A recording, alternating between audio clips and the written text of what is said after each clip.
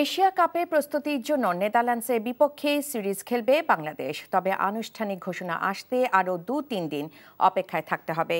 এই সিরিজের আগে ক্রিকেটারদের আচরণবিধি নিয়ে কর্মশালা আয়োজন করতে চায় বিসিবি। এনটিভিকে দেয়া সাক্ষাৎকারে এমনটাই জানিয়েছেন মিডিয়া কমিটির চেয়ারম্যান ইফতেখার রহমান মিঠু।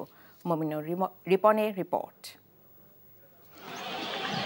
এশিয়া কাপের আগে আন্তর্জাতিক ম্যাচের শূন্যতা কাটাতে বড় কোনো দল পায়নি বিসিবি। শেষ ভরসা হয়েছিল নেদারল্যান্ডস ও নেপাল।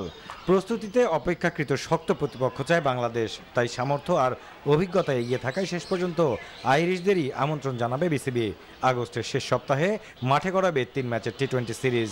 আমাদের গ্যাপটা হয়ে গেছে বিকজ অফ ইন্ডিয়া ডেফার করে দিয়েছে ইয়েতে, তো সুতরাং এখানে টেস্ট প্লেইং কান্ট্রি পাওয়া যাচ্ছে না।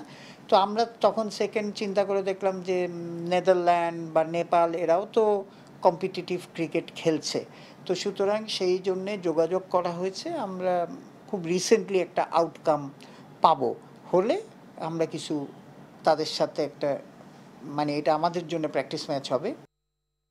তার আগে ক্রিকেটারদের জন্য আচরণবিধি কর্মশালার আয়োজন করবে বিসিবি। সম্প্রতি পেসার তাসকিন আহমেদের বিরুদ্ধে স্পর্শকাতর বিষয়ে অভিযোগ ওঠার পর ক্রিকেটারদের মানসিক উন্নতির জন্য এই ব্যবস্থা করেছে বোর্ড। এইসব সোশ্যাল ইস্যু, এইসব problem to advise the player, discuss with them and advise the player এটা পরিহার করবে কিভাবে, অ্যান্ড তাদের রেসপন্সিবিলিটি টুয়ার্ডস দ্য সোসাইটি। তো এবার প্রথমবারের মতো এটা অ্যাকচুয়ালি ক্লাসটা নিবে আমিনুল ইসলাম প্রেসিডেন্ট নিজে। এশিয়া কাপের আগে লিটনদের পুরোপুরি প্রস্তুত দেখতে চান এই বোর্ড পরিচালক। Mominur Ripon, NTV news, Dhaka. Bundle থাকলে প্রতি সেনমানিতে টাকা বাঁচবে। বিকাশ সেনমানি বান্ডেল কিনে জিতুন প্রতি লেনদেনে।